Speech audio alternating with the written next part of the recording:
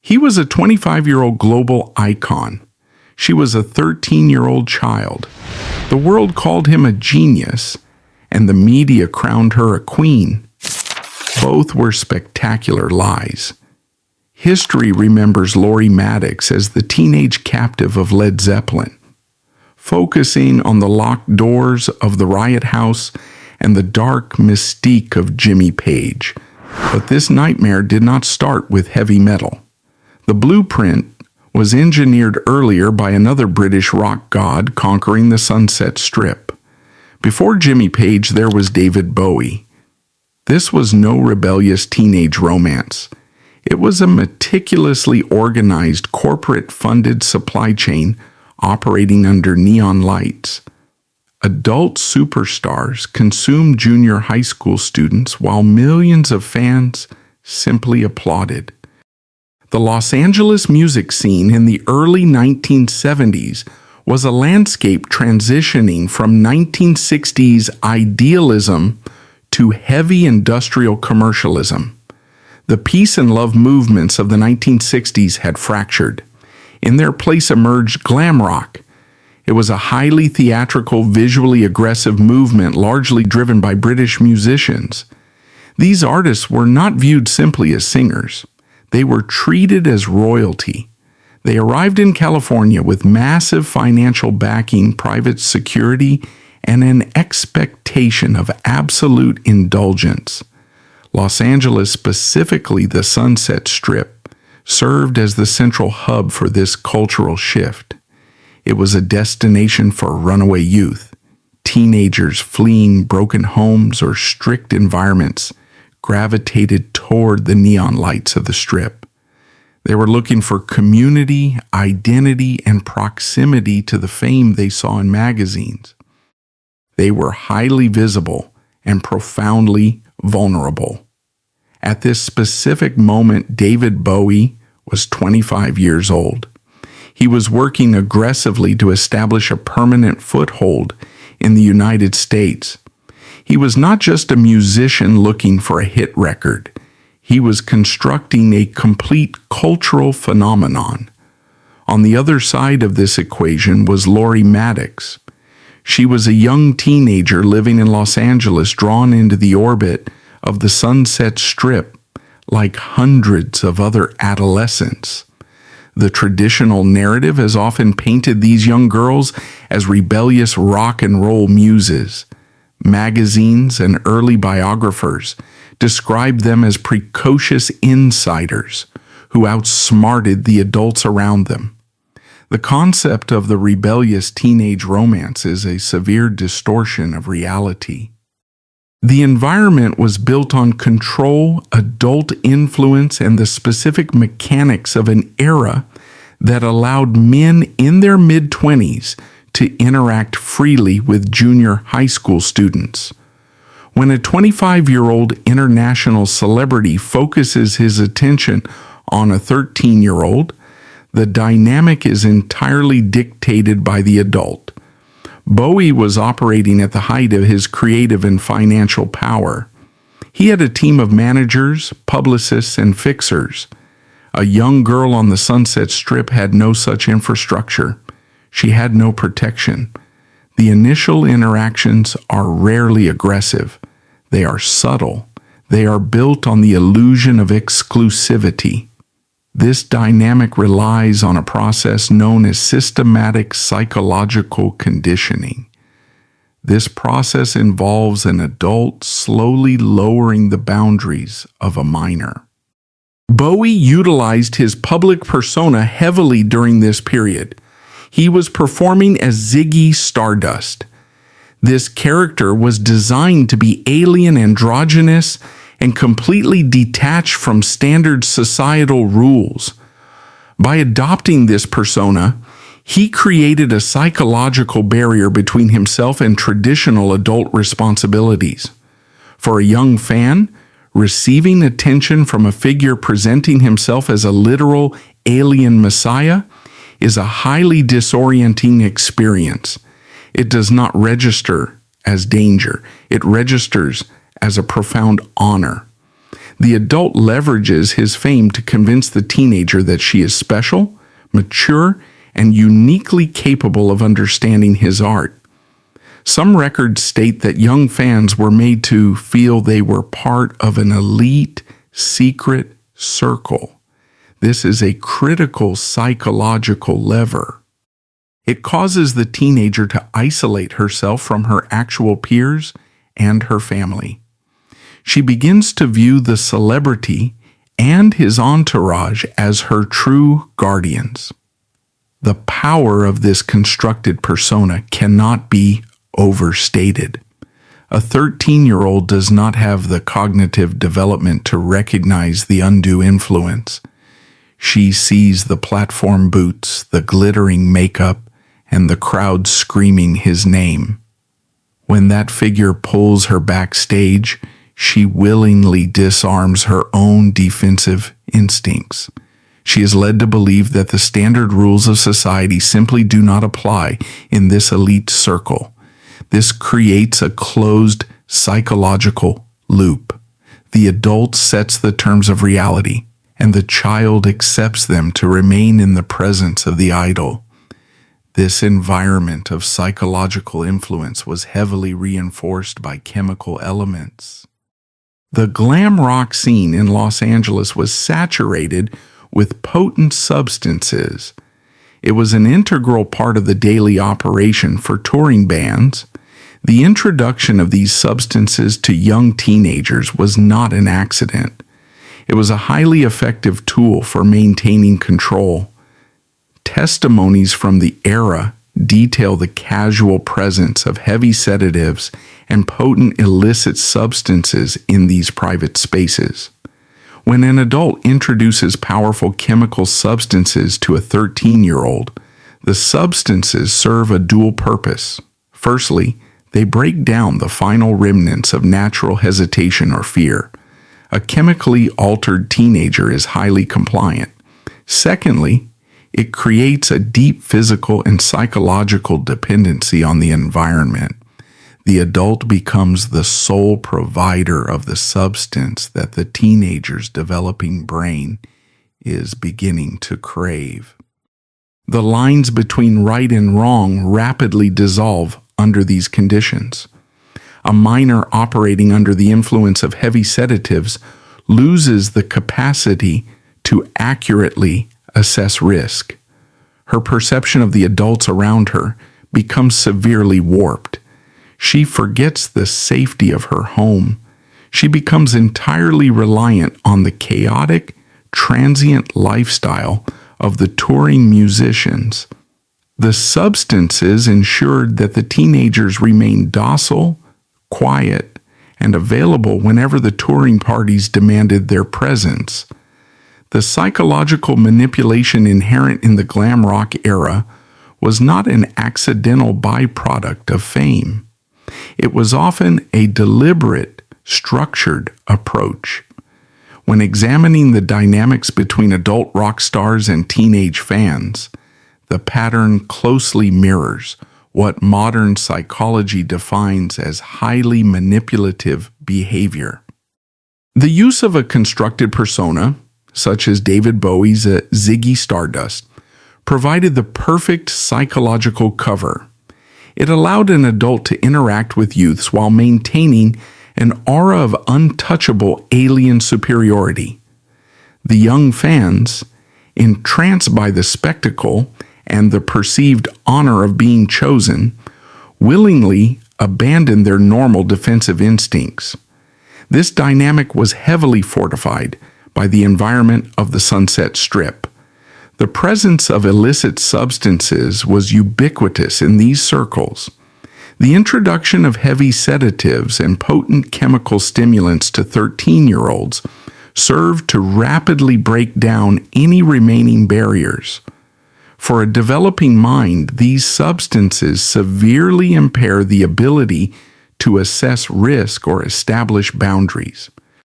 The teenagers became dependent not just on the chemicals, but on the adults providing them, creating a closed loop of control where the rock star held absolute power over the child's reality.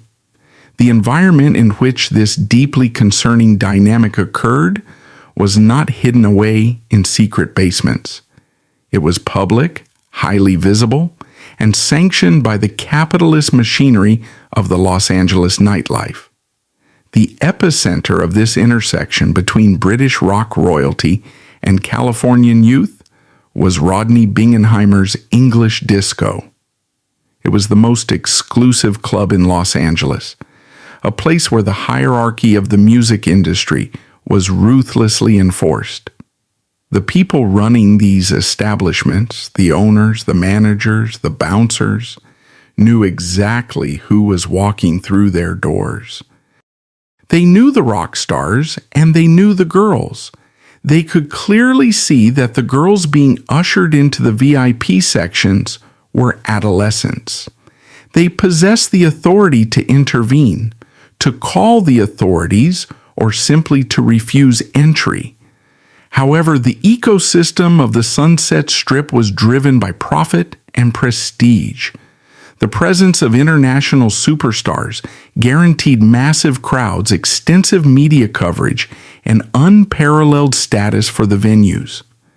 The adults operating these clubs made a calculated economic decision. The security cordons designed to maintain safety and enforce age restrictions were instead repurposed. They functioned as private filtering systems, curating a selection of young compliant fans for the visiting musicians, the capitalist infrastructure of the LA. Nightlife actively facilitated this deeply concerning dynamic by turning a blind eye to the reality occurring within their VIP rooms. This complicity extended beyond the club owners to the broader culture surrounding the touring bands. The British rock invasion treated the American touring circuit as a playground with no consequences. Within this insular, highly privileged network, the young girls were often viewed not as human beings with agency, but as touring commodities. The tragedy of the baby groupie scene is that the emotional toll was rarely isolated to a single encounter.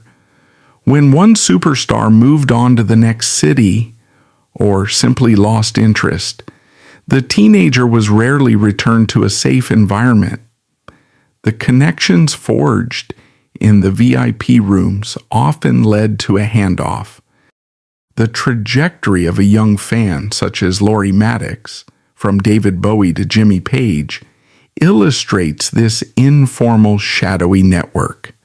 The girls were transitioned along the upper echelons of the rock aristocracy. It was a closed loop of interaction where the stars protected each other's secrets, sharing the spoils of their fame, while the young women were caught in a revolving door of powerful, older men.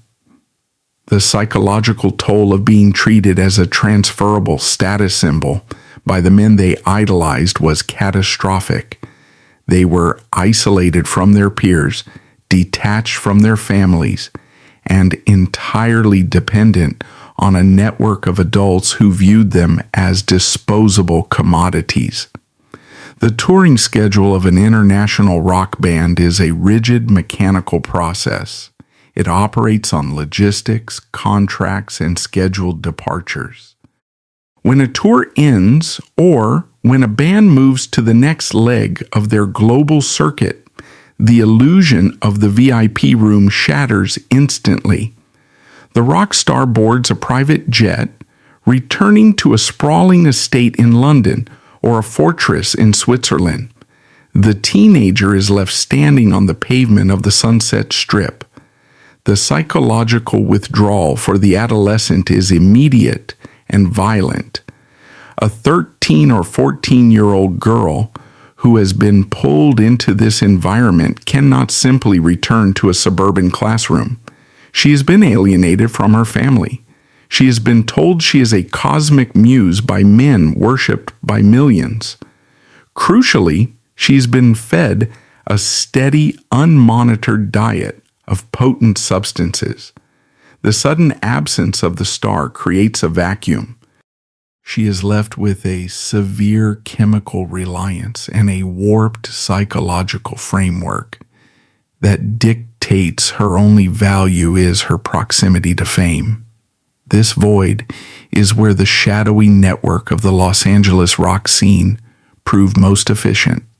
The VIP rooms of Rodney Bingenheimer's English Disco and the Rainbow Bar Grill operated as a closed, highly restricted economy. The girls who had been anointed by one superstar carried a specific, grim prestige within this ecosystem. They were vetted commodities.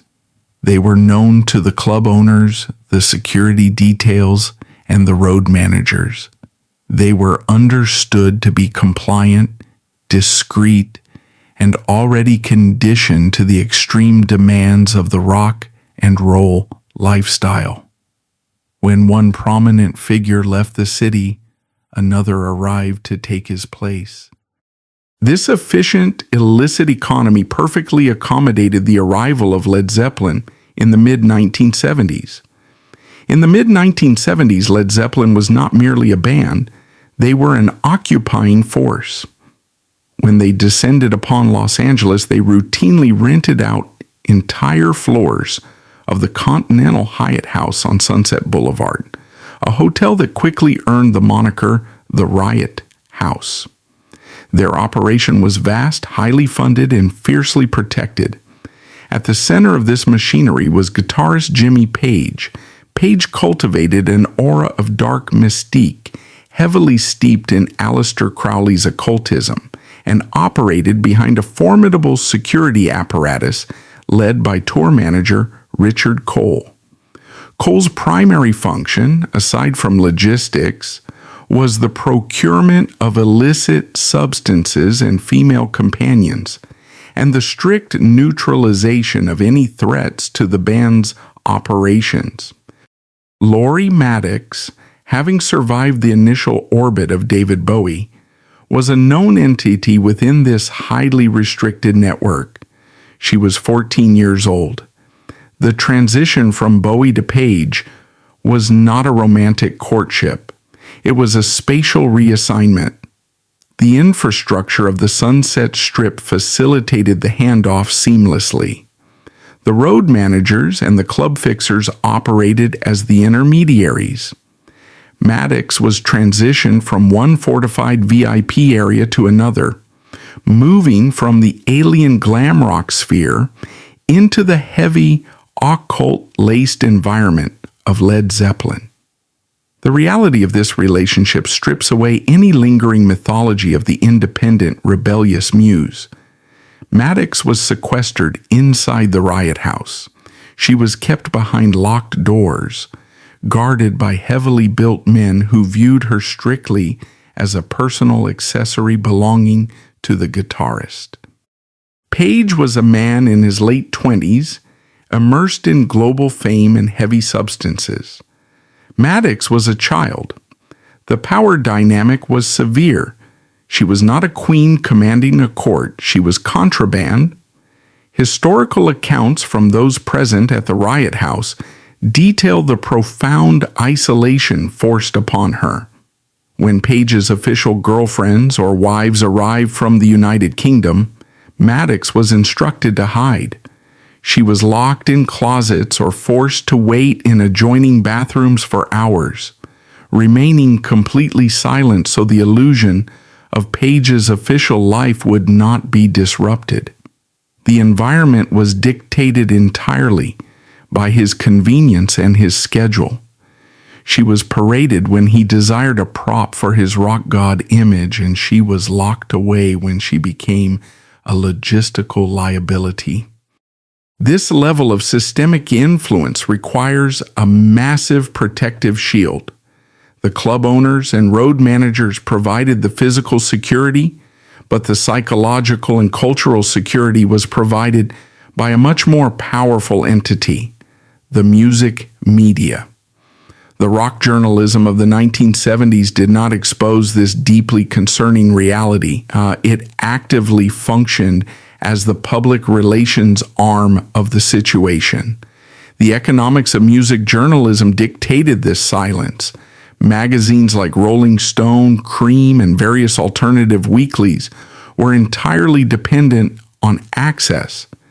If a journalist wrote a factual expose on severe ethical breaches and illicit substance distribution within a band's hotel suite, that journalist and their publication would be permanently blacklisted by the record labels.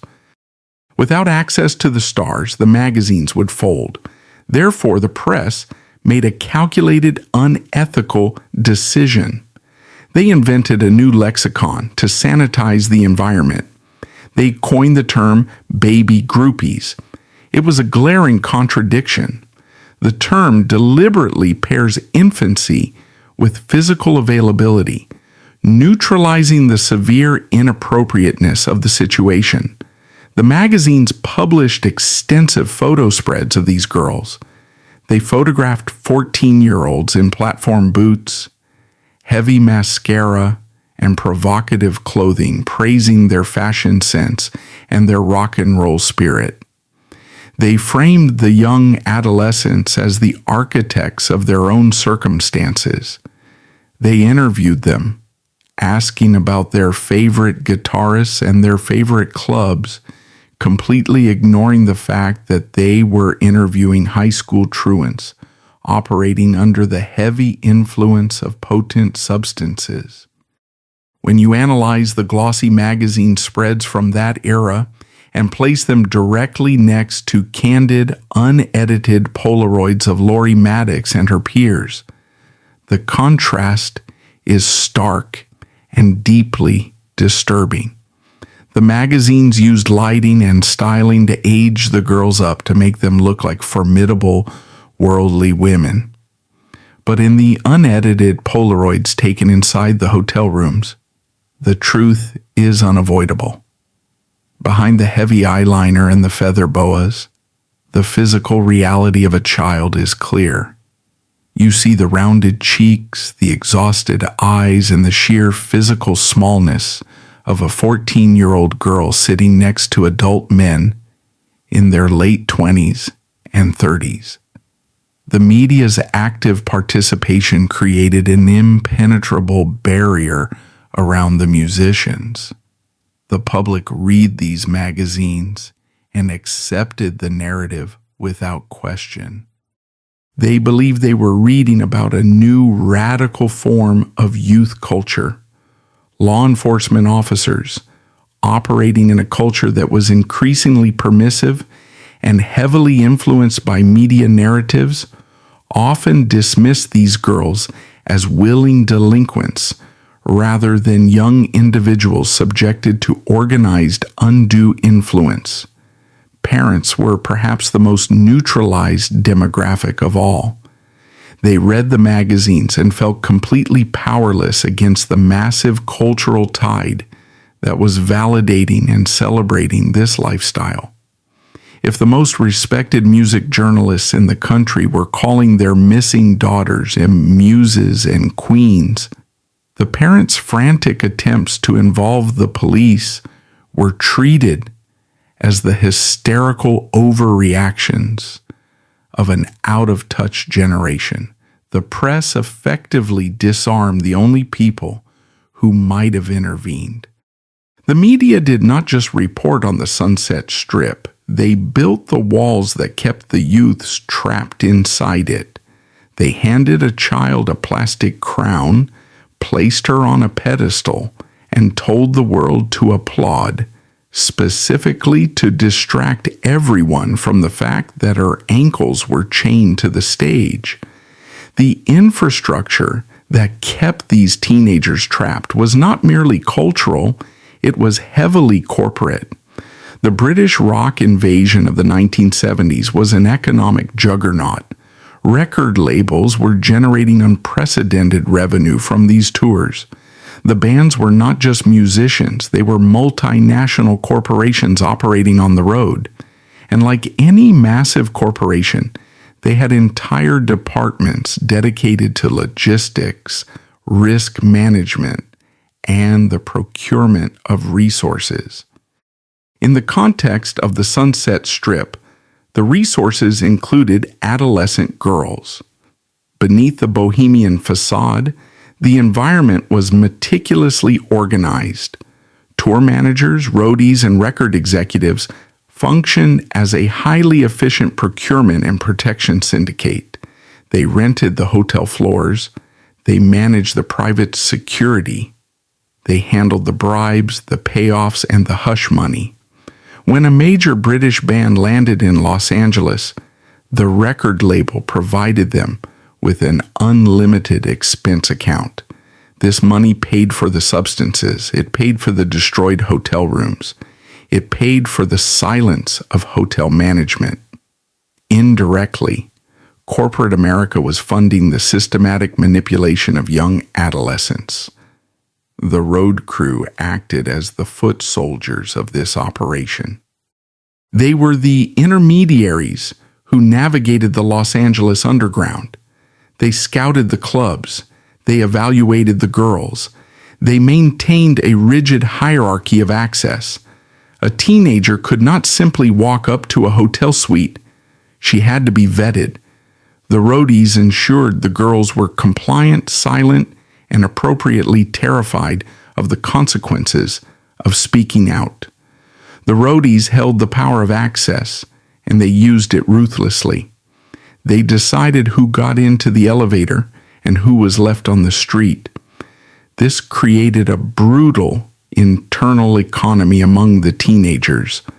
The girls were forced to compete with one another for the favor of the road crew just to maintain their proximity to the stars.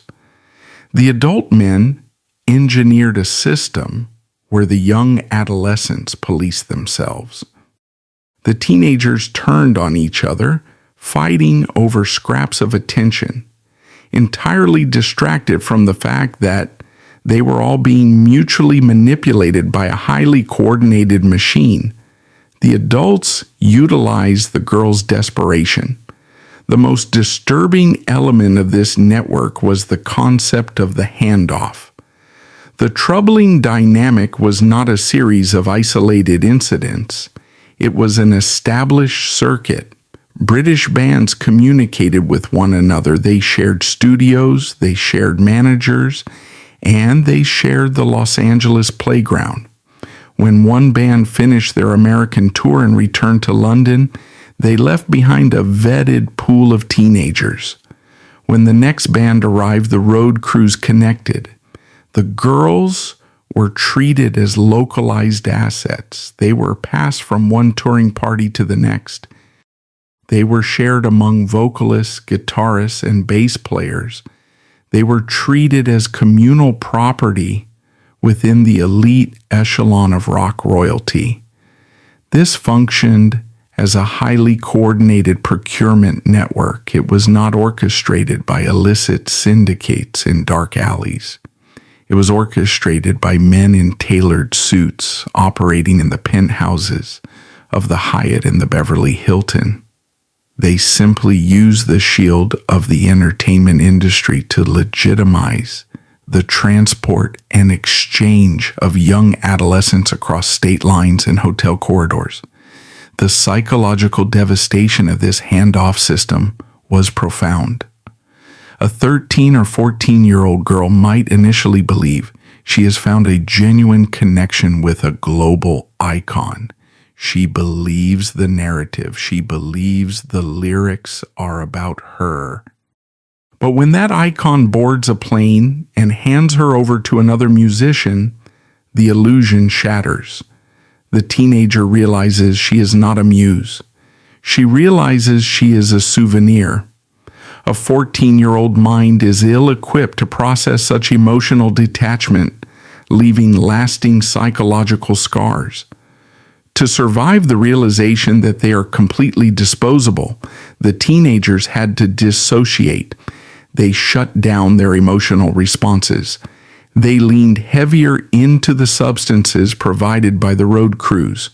The chemicals were the only mechanism available to numb the reality of their existence. They accepted their status as currency because the alternative, acknowledging the sheer severity of their manipulation, was mentally unsurvivable. This systematic dissociation is why so many of these girls appeared outwardly to be willing participants. The media and the public looked at them and saw teenagers smiling in VIP booths. They did not see the severe trauma response. Compliance is not consent. A teenager surrounded by wealthy, powerful adult men, pumped full of sedatives and alienated from her family, cannot consent. She can only submit. The adults in the room knew this. They relied on it. The geographic reality of Los Angeles exacerbated this trap. The city is a sprawling, disconnected metropolis. It is an industry town that runs on the commodification of youth. The Sunset Strip operated as an autonomous zone.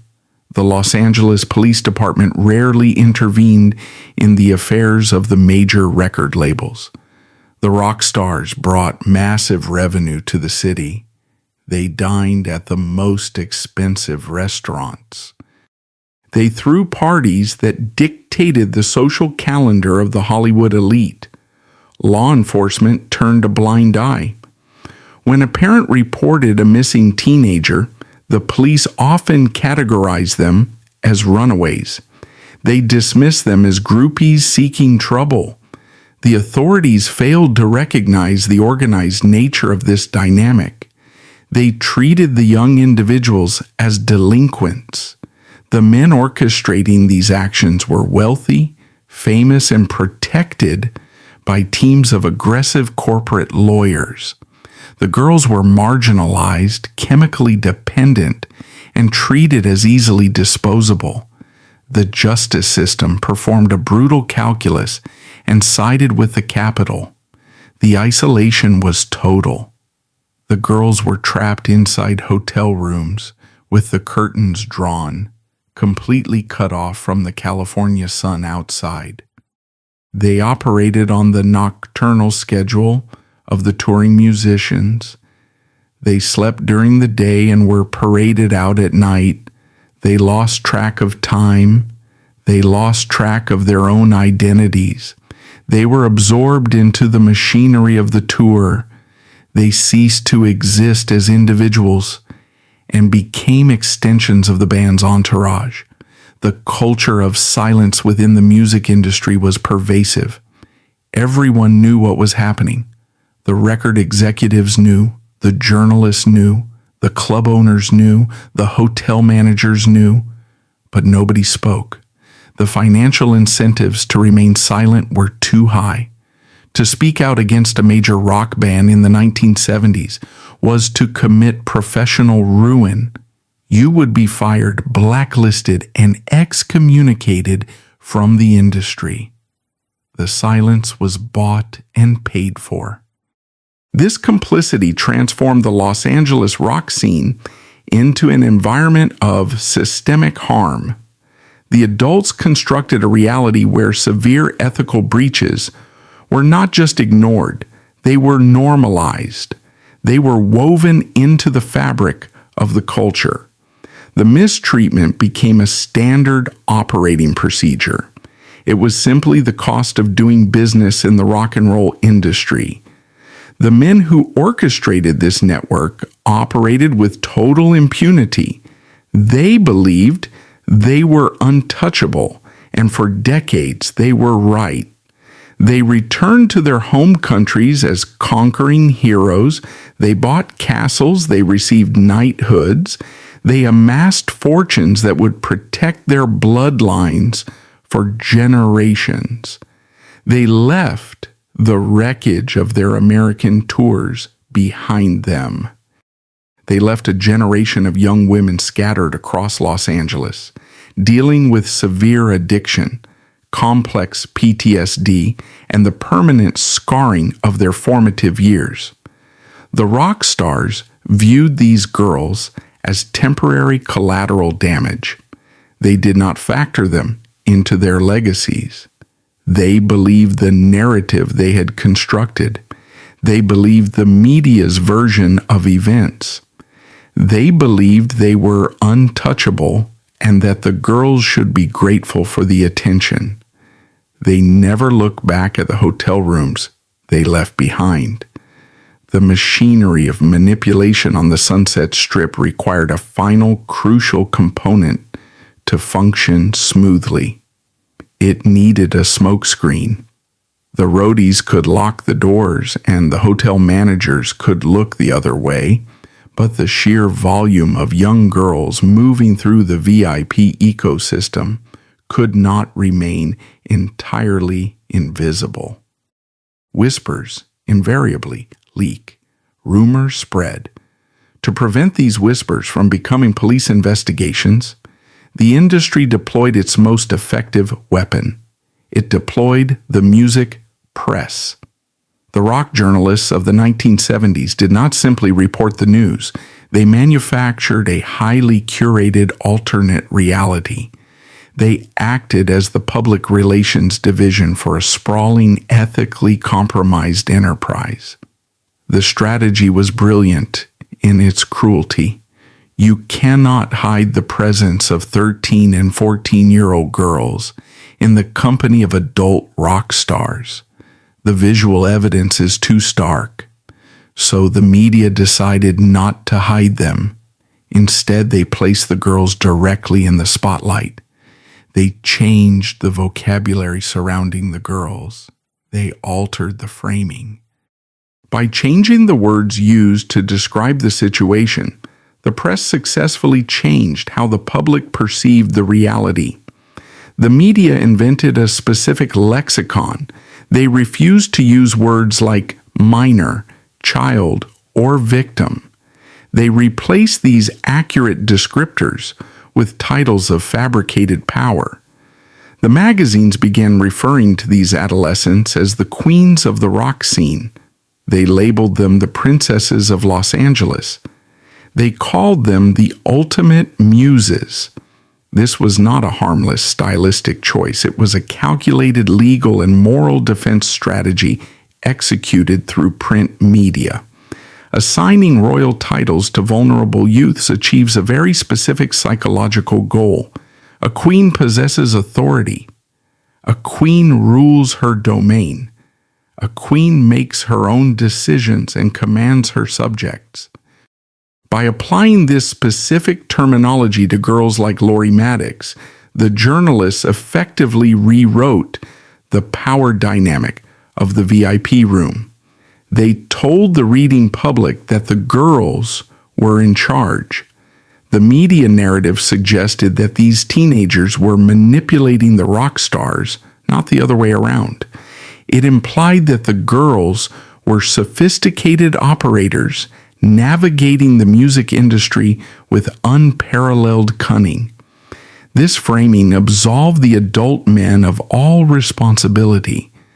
If the 14-year-old girl is a queen, then the 25-year-old rock star is merely a willing subject under her spell.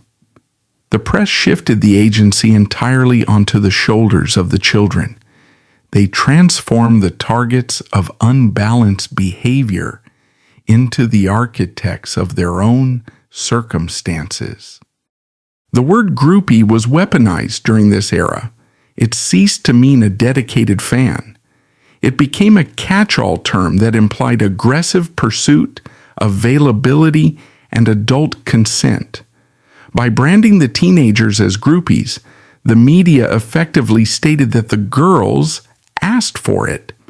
The visual component of this propaganda campaign was even more devastating than the text. Music magazines dedicated multi-page spreads to these young girls. They arranged professional photo shoots. The process of these photo shoots was an act of visual forgery. A 14-year-old girl looks like a 14-year-old girl. To make her suitable for the pages of a national magazine, standing next to an adult man, the reality had to be erased. Makeup artists applied heavy foundation to hide the natural texture of adolescent skin. They used dark eyeliner and contouring to age the face, to create the illusion of sharp cheekbones and mature weariness. Stylists dressed them in platform boots, sheer fabrics, and adult couture. Photographers directed their poses. They instructed the children to pout, to look aloof, to project a jaded sophistication they did not actually possess. The camera angles were chosen to elongate the body and distort the true physical proportions of a teenager. The resulting images were spectacular lies. The girls staring out from the glossy pages looked like formidable, dangerous women. They looked like peers to the rock stars they accompanied. The public bought the magazines by the millions. They looked at the photos and read the articles. They consumed the narrative exactly as it was packaged. The average reader sitting in a suburban living room had no reason to doubt the veracity of the reporting. They believed they were looking at a radical new youth culture. They believed they were witnessing the vanguard of artistic liberation. The published magazine spreads crafted an illusion of empowerment, portraying these teenagers as ruling queens. Yet the candid Polaroids taken inside those suites revealed a much darker truth. Exhausted, heavily sedated youths, trapped in an environment they could neither control nor escape. The press deliberately ignored these images, burying the truth to sell the myth. The impact of this media manipulation on the general public was profound. It normalized highly inappropriate dynamics on a national scale. By presenting the manipulation as an enviable, glamorous lifestyle, the press neutralized the outrage of the adult population. Law enforcement officers read the same magazines. Judges read the same magazines. The cultural consensus, driven entirely by the media, concluded that no ethical breach was occurring. The police viewed the girls not as vulnerable youths requiring intervention, but as nuisance runaways seeking attention. The press had effectively rewritten the boundaries through repetition and glossy photography. Parents were completely disempowered by this narrative. When a mother tried to extract her daughter from the Sunset Strip ecosystem, she was not fighting just a rock band. She was fighting the entire cultural zeitgeist. The media had validated the girl's rebellion. If a parent called the police, the authorities often pointed to the magazines. The culture had decided that the girls belonged to the rock stars now. The parents were framed as obsolete obstacles standing in the way of art and liberation. However, the most destructive impact of this media campaign was inflicted upon the youth themselves. The psychological damage of reading your own fabricated life story is immeasurable. The girls read the magazines. They saw themselves described as queens and muses. They saw the heavily edited, glamorous photos of their own faces. A profound cognitive dissonance took hold. The reality of their existence was terrifying. They were struggling with reliance on substances, alienated from their families, and treated as disposable property by adult men. But the magazines told them they were powerful. The magazines told them they were living the ultimate dream. For a developing teenage mind, the truth is too horrific to process. To survive the daily strain of the VIP rooms, the girls had to dissociate from their own pain. The magazines provided the perfect escape route. The teenagers began to believe their own press. They adopted the personas created for them by the journalists. They internalized the title of queen because it was the only source of dignity available to them. If they admitted they were being manipulated, the psychological weight would crush them. So they played the role. They leaned into the identity. They defended the rock stars. They repeated the talking points written for them by the music editors. The media did not just lie to the public. They provided the young adolescents with the exact script they needed to participate in their own psychological erasure. This self-deception was a survival mechanism forced upon them by the print industry. The girls used the glossy pages as a shield against the reality of the hotel rooms. They clung to the fake power bestowed upon them by the journalists because the real power was entirely held by the men holding the hotel keys. The press created a funhouse mirror, and the girls were forced to live inside the reflection. The editors and journalists who orchestrated this campaign faced no consequences. They built lucrative careers. They gained exclusive access to the biggest bands in the world. They were invited to the parties. They flew on the private jets. They traded their journalistic integrity for proximity to fame. They functioned as the cleanup crew for the rock aristocracy. They took the raw, ugly reality of the Sunset Strip and ran it through a typewriter until it sounded like poetry. The long-term legacy of these articles is a testament to the permanence of print and the fragility of truth. For decades, the media narrative held firm. The history of the 1970s rock scene was written using these compromised articles as primary sources. Subsequent generations of music fans read the old magazines and accepted the mythology. The fabricated titles became historical fact. The girls were permanently cemented in the cultural memory as willing, adventurous participants. The damage inflicted by the media is ongoing. The journalists robbed the young individuals of their right to be recognized as deeply impacted. By framing the mistreatment as a glamorous lifestyle choice, the press ensured that the girls would never receive sympathy, support, or understanding. When a society is told that a child is a queen, the society stops looking for the constraints. The media forged the crown, placed it on the child's head, and locked the door behind her. The expiration date for a commodity in the Los Angeles VIP ecosystem was brutally exact. The entire architecture of the Sunset Strip dynamic was built on the specific appeal of youth. The men who orchestrated the network, from the road managers to the international rock icons, did not value adult women. Adult women possessed legal rights.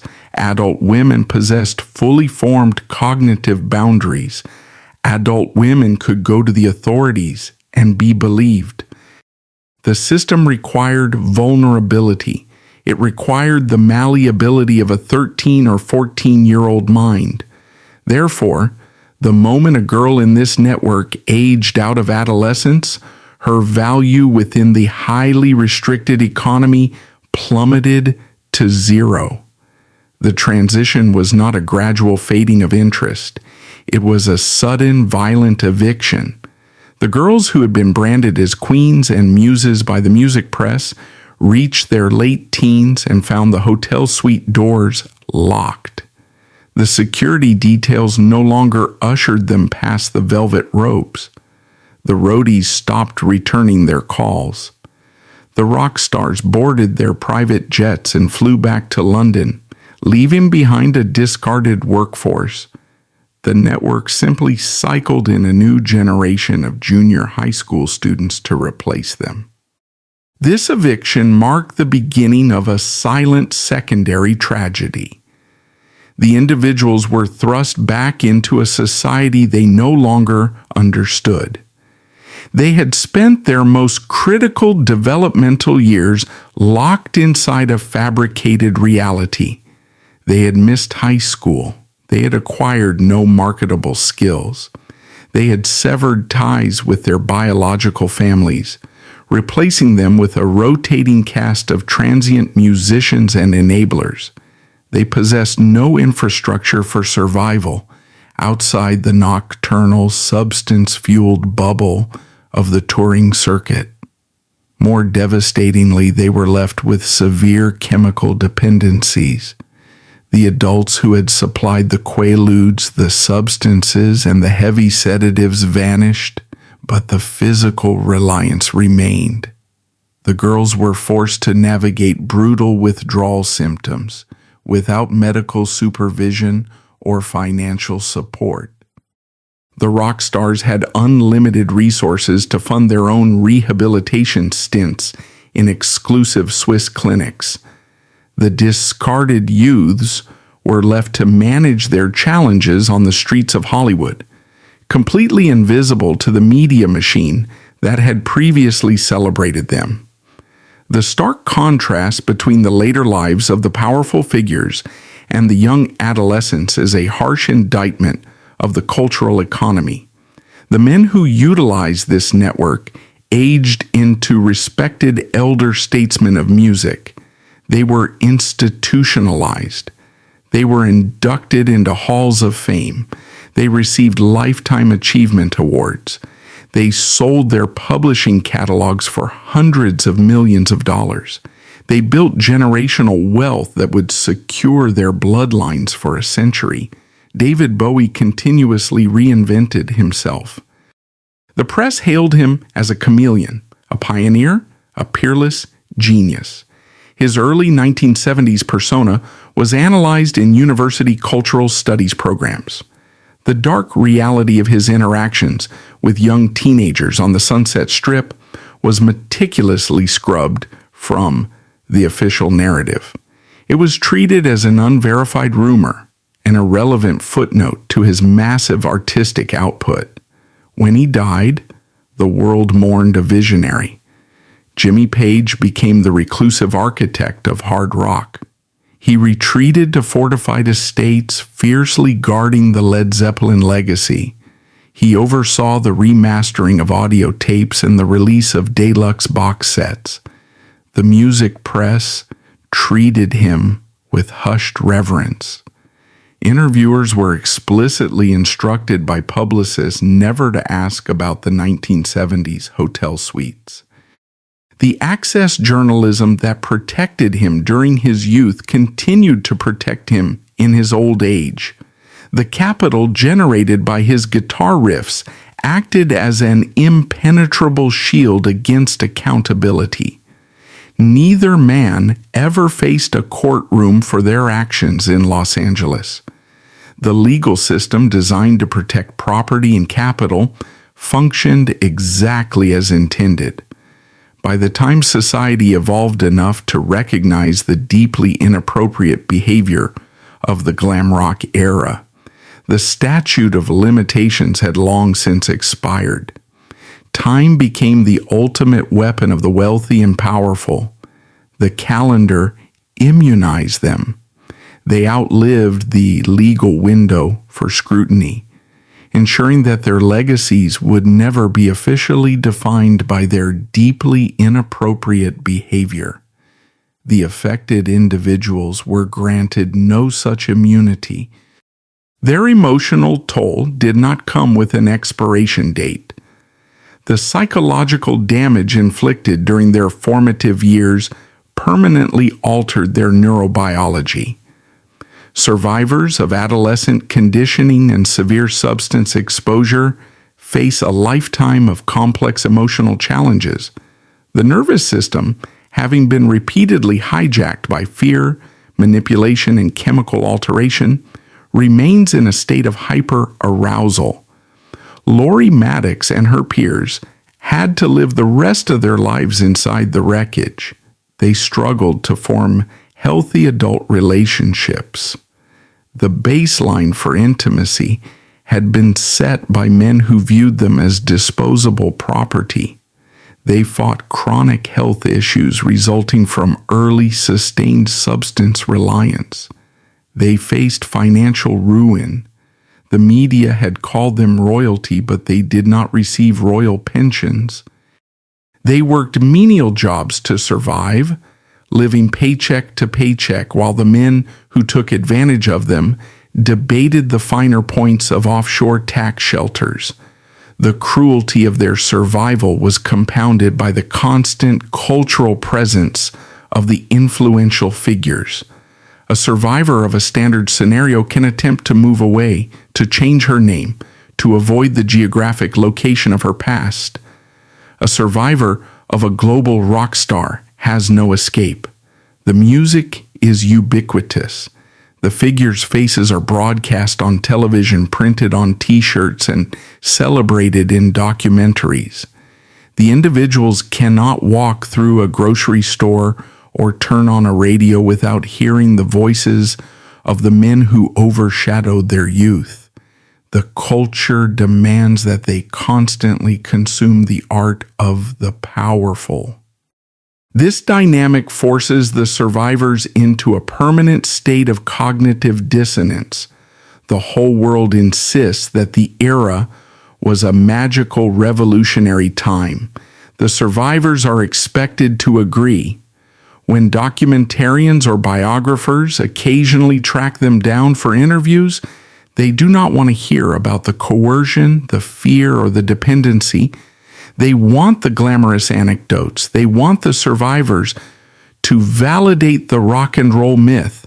The pressure to conform to this mythology is immense. Many survivors, lacking any other form of cultural currency, lean into the narrative written for them by the 1970s press. They participate in the interviews. They share the sanitized stories. They smile for the cameras. It is a desperate, heartbreaking attempt to reclaim some shred of agency. If they accept the role of the willing muse, they do not have to carry the crushing public label of the manipulated youth. They participate in their own historical erasure because society offers them no safe platform to tell the truth. The music industry has never faced a systemic reckoning for the severe systemic failures committed on the Sunset Strip. The corporate entities that funded the hotel suites, paid the road managers, and distributed the substances still exist. They have rebranded. They have merged. They issue public statements about equality and safety in the modern workplace. But they have never opened their archives. They have never compensated the young individuals. The foundation of their current wealth is built directly on top of the procurement network they financed 50 years ago. The silence is maintained by a collective agreement among the powerful. To pull the thread on the LAVIP network would unravel the legacies of the most profitable musicians in history. It would expose the record executives, the club owners, and the journalists. The blast radius would destroy the foundation of classic rock. The industry has performed a ruthless cost-benefit analysis and decided that the truth is simply too expensive. The fans also share a burden of complicity. The consumption of celebrity culture requires a willful blindness. The public bought the records, bought the concert tickets, and bought the magazines. They consumed the product without questioning the human cost of its production. When confronted with the reality of the manipulation, the default societal response is deflection. Fans separate the art from the artist. They argue that the music is too important to be tainted by the personal failings of the creator. This argument is a luxury afforded only to those who were not held captive in the hotel room. It elevates a piece of vinyl above the safety of a human child. The history of the glam rock era is a masterclass in the mechanics of power. It demonstrates how wealth, fame, and media complicity can construct an alternate reality strong enough to override accountability. The men involved did not possess magical powers. They were not aliens. They were simply wealthy adults operating in an environment completely devoid of consequences. They used their status to purchase immunity. They used the press to launder their reputations. They used vulnerable youth to absorb their boredom and their influence. The glittering makeup of the glam rock era has melted away.